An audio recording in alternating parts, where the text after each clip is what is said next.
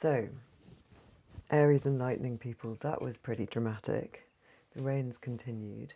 So I'm in the shed, and it stopped, but it keeps coming and going. And there's, like what I was saying, they feel like kind of teary outbursts somewhat. So I keep thinking, oh, maybe I could go back outside.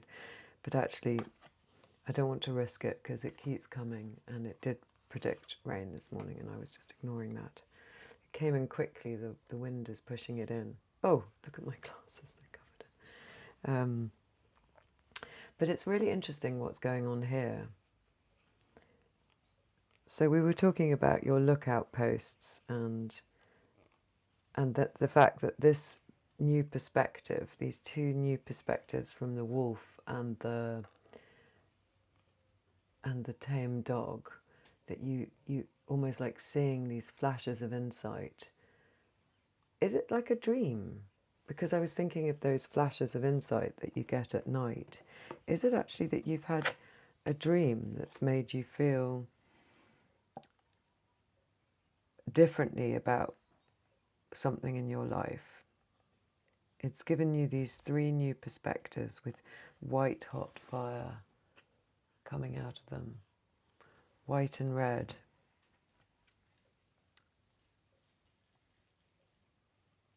We've still got yods of blessings, so this is an incredibly productive time, regardless.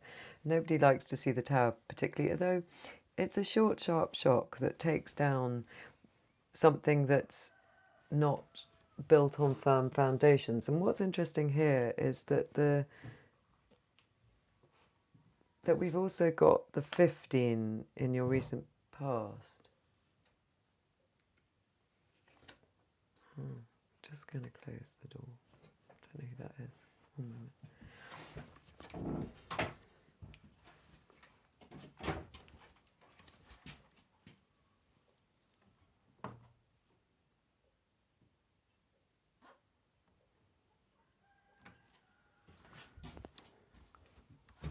It's fine. It's one of my neighbours going off to work in Siena. I just didn't want the whole thing being secretly listened to. It makes me feel self-conscious, but he's off now. So yeah, it's almost like a dream or one of those sort of nighttime inspirations, or some work you're doing with a therapist. It could be that. And we've got the 15 in the near recent past, and this is the 16. And then we've got the 18.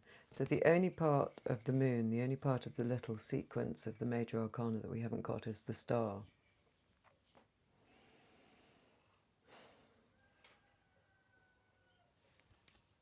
What is the perspective that you've gained in this nighttime scene that wants to knock the current order out, to get rid of that crown, that will then, with this short, sharp shock of the lightning, this amazing illuminated nighttime scene that will give blessings, those little yellow things of blessings, yods. And it is very much the nighttime scene that I was describing here with the black behind. Let me see what I'm saying.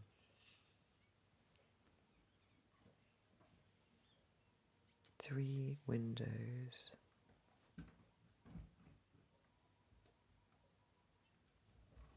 And actually the clouds are unbelievably beautiful.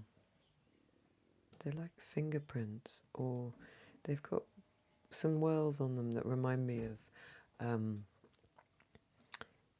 tree trunks, but then the rest are sort of, they are like fingerprints, your unique identity, those two clouds. Or is it three even? Yeah, the three clouds, those three windows and those three perspectives, those three completely unique perspectives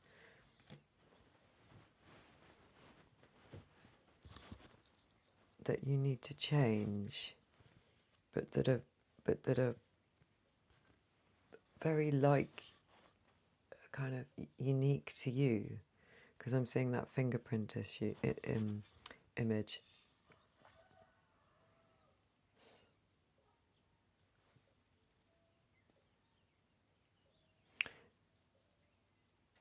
And the king is falling backwards, like he's been pushed out of the window from sort of standing looking back into the tower. Someone's pushed him out.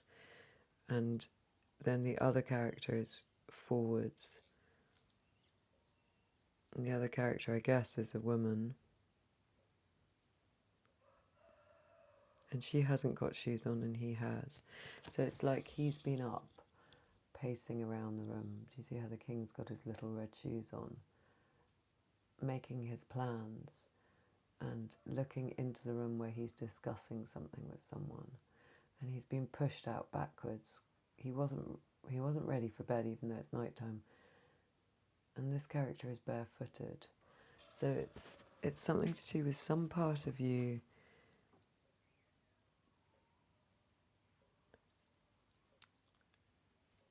that was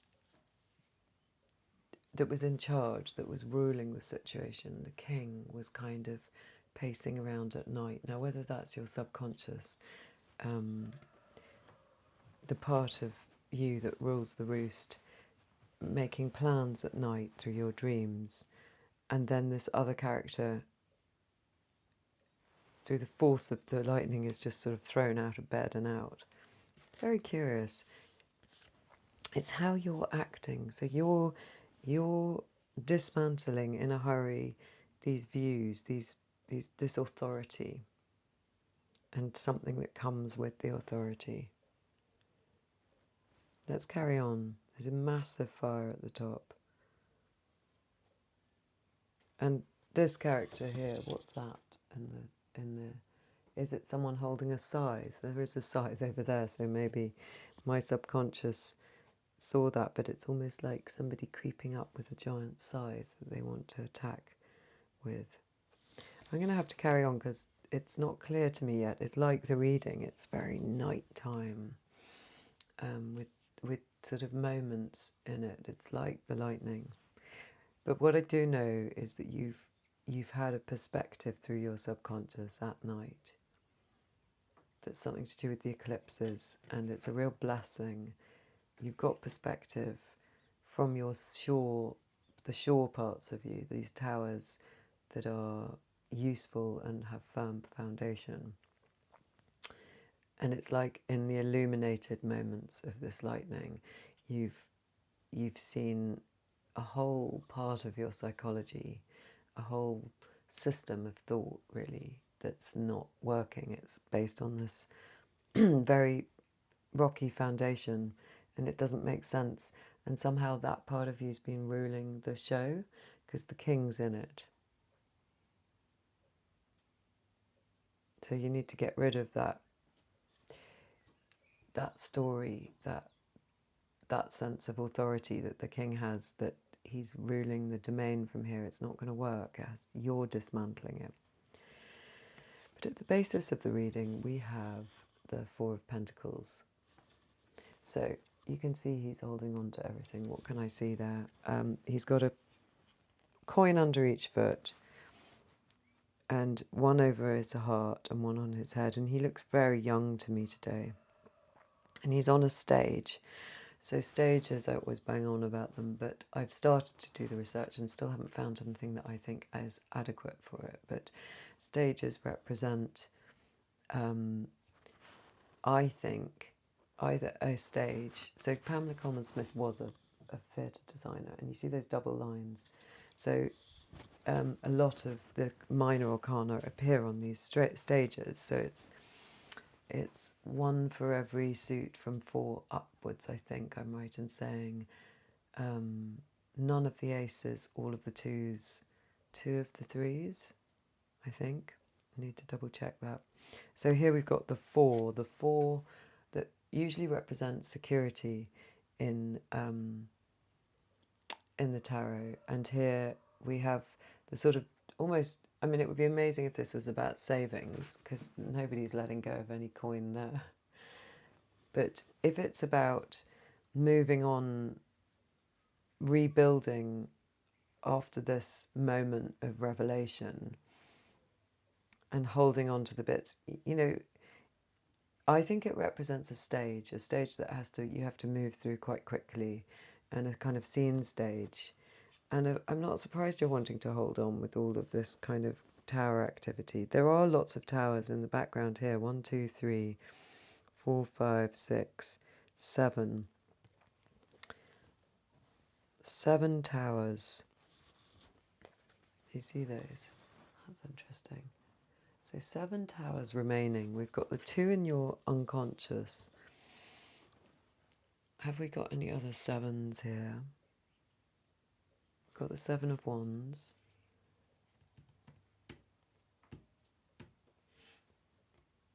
I think it's saying that you're trying to hold on to the parts of your perspective that do work. You're trying to rescue something from this kind of carnage, really, that is the tower, and that there are other towers. So where I am in Tuscany at the moment, there are all these towns like San Gimignano, which famously have all these towers. So that in the Renaissance period, people would get into sort of tower building competitions with each other. I mean, because that's interesting, okay, this might be unlocking. He who could build tallest had the most information. It's a bit like having the most data on the phones, or knowing the most about your enemy somehow through industrial espionage. The version of it back then was, if you could build an incredibly tall tower, you knew who was coming into the town, or the citadel, or the village. You knew who was, what your neighbours were doing. You had a perspective on everything. It was like getting that eagle-eyed perspective that we see in the swords that are in your conclusion, your ultimate conclusion. So, and it would get a little bit ridiculous, apparently, like all these towers competing, and people trying to get taller and taller and taller. And I think then there was finally an order was put through that from whoever ruled the realm, I should get the full story, that just said, no more, this is getting stupid, because it would be like the city of London or something, or New York, you know, it would, but in a relatively lovely rural setting around and about, and all these towers. And so I feel like you're still wanting to hold on to some privileged perception or vantage point that you have. You've had to take down one of these towers because it's giving you false information, okay? But there are 2 that really work, so that equals 3. And those are 2 quite mystical towers. They're the sort of towers of your wiser self, because we see them in the death card, that with the sun coming up between them. There's something that they represent, moving your perspective through to a new, higher perspective. But so here is a stage, set on a stage. So part of you is trying to sort of hold on to the old world order of the way that it's done. Like, I've got all these towers, I need to keep them up, I need to have this view and that lets me see at the back of the village, and this lets me see at the front of the village, and I can see what my neighbours are doing. It's a slightly sort of paranoid point of view, and at this stage, what you perceive you need is to hold on to those perspectives.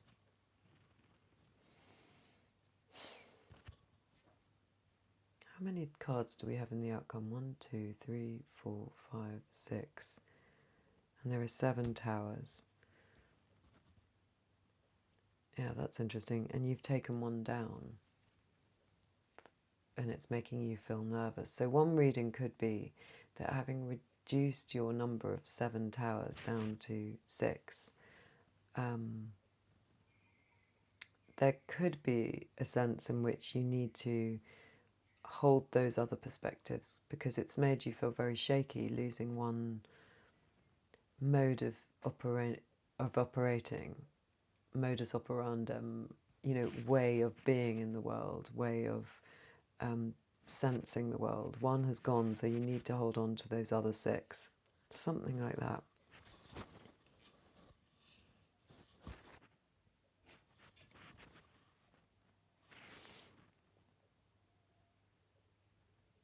I can see three little trees in the foreground. There's often three little trees.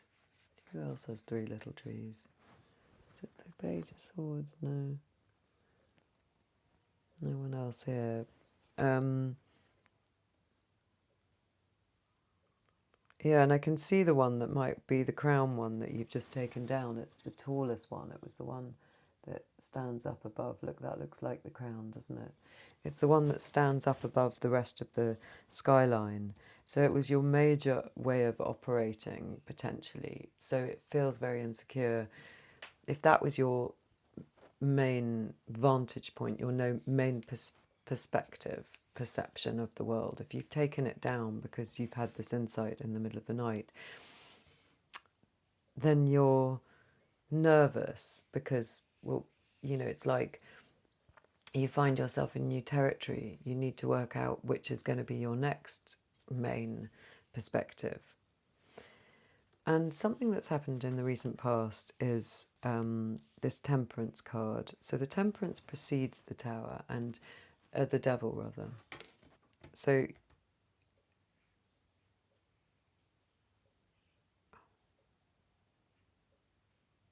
yes, so we've got the Devil missing. We're kind of missing one step here. So the Temperance precedes the Devil, and it's about great wisdom. And it is a pause, and there is that sun coming up. But it's a pause in a natural environment. So it's sort of, the sun reminds me a bit of the Death card, where you see the sun coming up in between those two pillars. Now we're in a very natural environment. And so recently, maybe the reason that you've been so introspective is that you've had a moment where there's been a lot of divine guidance, I want to say. You've been really in connection to your spirit guides or your higher self. And these irises here, they're really interesting. They relate to, Iris was a god, a messenger god, and there's two irises here. So this makes me think of our story of the two perspectives from the the moon, the tower lookouts on the moon, because Iris was supposed to be like a messenger who came in and left very quickly, and her mother was a nymph who lived in the clouds, and Iris is very connected to rain and rainbows and pulling up wisdom from the sea, pulling up water and turning it into rain that can feed the crops and those kind of things. But she gives insights, okay, and she's related to the rain and therefore maybe the lightning. She's sort of very connected by heritage to the weather. So the fact that we're talking about here, looking at your recent past, this divine pause, like a pause in a piece of music, where you've had these two messages from Iris through those plants, and you're juggling what those messages mean to you. You're alchemizing them. You're deciding how you need to move your life now based on that information. So that might be why you came to this conclusion that actually the tower had to come down. That main perspective that you were using didn't work because you've had Iris whispering in your ear, and maybe her two perspectives, the two ideas that she's given you, are actually ones that you would find in this moon card. So it goes 16 and then 17, your internal world, so it's sort of a bit backwards. But so effectively in the major arcana you would have the tower coming down first, which would then leave you with this very sort of unclear time. But those are these two new perspectives that you're trying to employ and work out.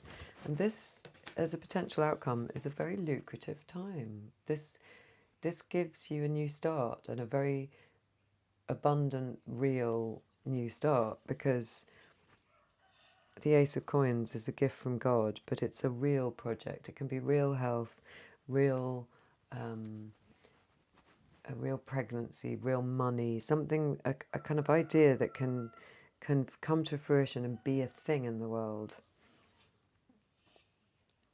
And again, we've got a sort of gateway, so there's lots of images of pathways here. So the pathway and the moon in between the two towers, the pathway on temperance, leading to this new rebirth. And now we see that this pathway will be really lucrative and beautiful in this wonderful garden. So that's lovely.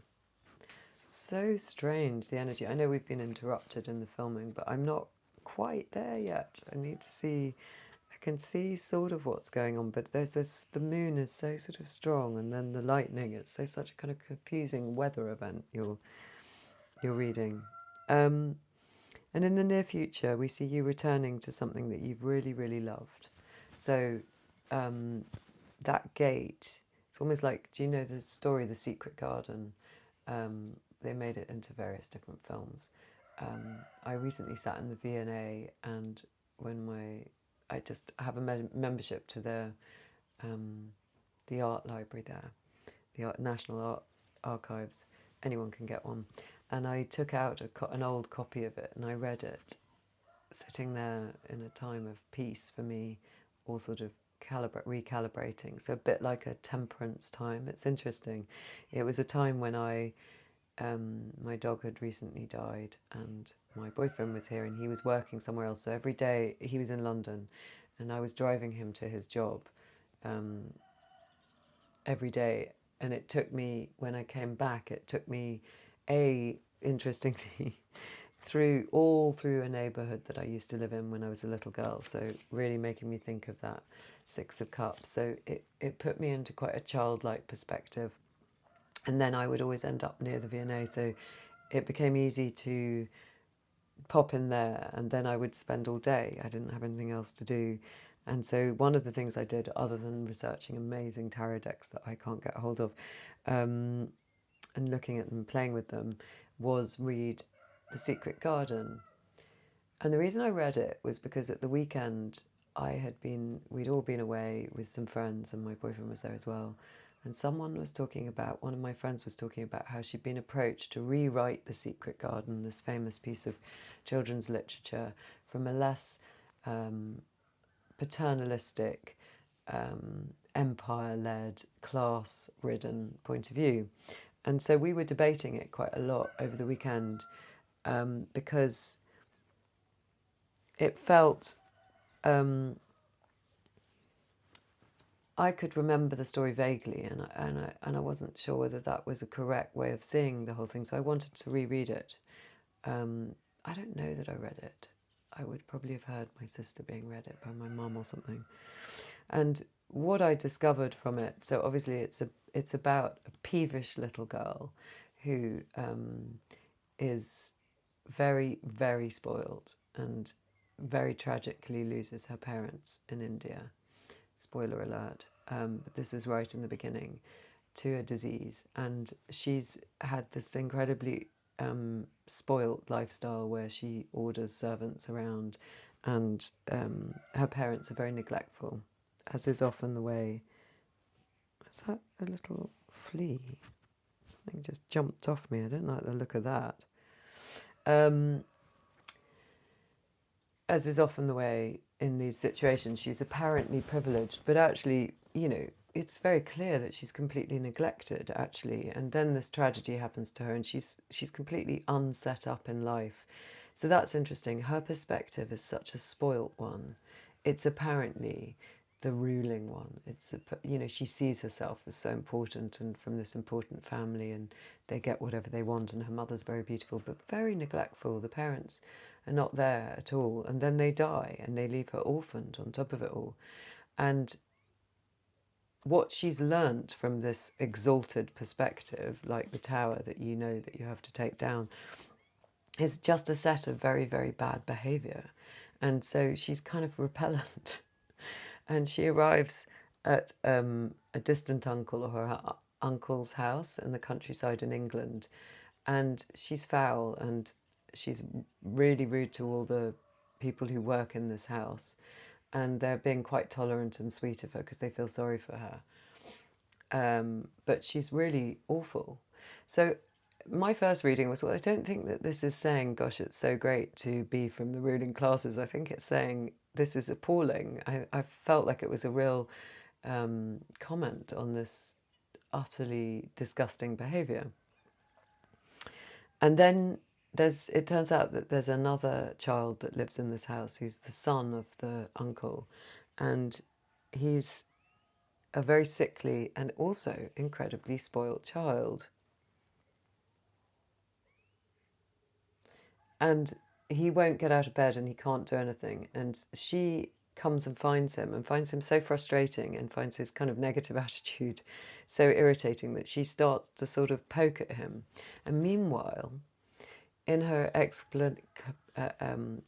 exploring around the estate, she finds through nature a little robin. So I really am telling you the whole story, but anyway, it's a children's book. I'd read it anyway, it's lovely. She finds a key to a secret garden, a garden that's been locked up and hidden, like the true amazing perspective. And this gives her healing. So it's like this, it's kind of, except it's all in a wall, it's basically a walled garden that's completely covered over, but it gives her a kind of entrance into this completely amazing other world where she can see things for the first time in a beautiful way, because her perspective is not informed by her privilege. And in fact, she makes friends with the son of one of the servants that works in the big house, who's like a kind of Christ figure, really. I mean, he's unbelievable. He can talk to the animals, and he'd tell her everything about nature. And so they then become these three. So the sickly boy, eventually gets coaxed into the garden. It's very like this kind of feeling. And they then become these three perspectives, like those three towers, that blossom into something really beautiful. Their perspectives, and they are healed, and it's all through nature, and the snobbery gives way, and but it's something about their exalted position of apparently being very, very lucky makes them like a kind of princess in a tower, makes them intolerable because they don't know how to relate to anyone else, and they have these dreadful arrogant points of view, and they miss out on so much until they can break through that gate. So I don't think you're like that, but is there a perspective that you've been operating from that you need to reconsider somehow? Because it's blocking you from this garden, this metaphorical, beautiful garden. What could that be? In the near future, we do see you coming into that nostalgic space, like the secret garden, and fighting hard to defend those two, that innocent part of yourself.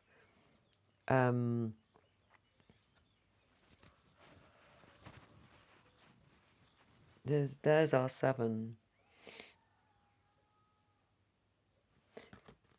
So there were 7 towers, and here there are 7.